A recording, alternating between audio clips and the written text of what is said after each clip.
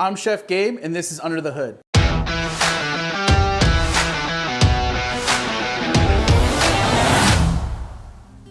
Roast pear, poached pear, Sabayon, a simple but elegant dessert for Passover.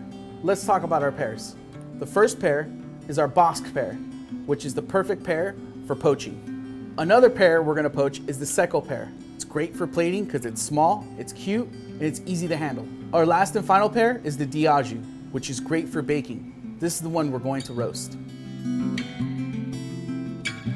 The first pear we're gonna play with is the diaju. Now we're gonna just stripe this one.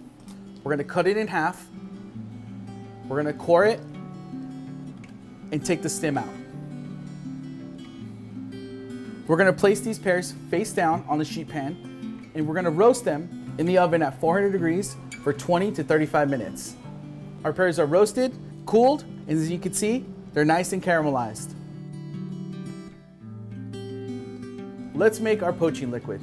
We're gonna use a bottle of Jeunesse, cinnamon, star anise, allspice, clove, some fresh nutmeg, and some sugar.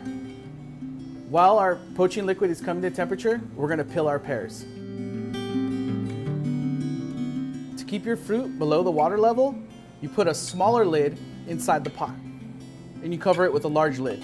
And you let that come up to a boil, turn down to a simmer, and you poach for about 20 to 35 minutes.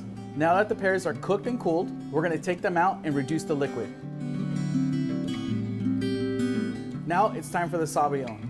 3 simple ingredients: egg yolks, wine, and sugar. The wine we're using is the late harvest Zin.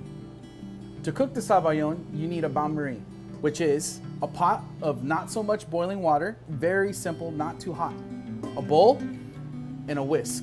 Make sure you have a great whisk. First thing you do is you add your egg yolks.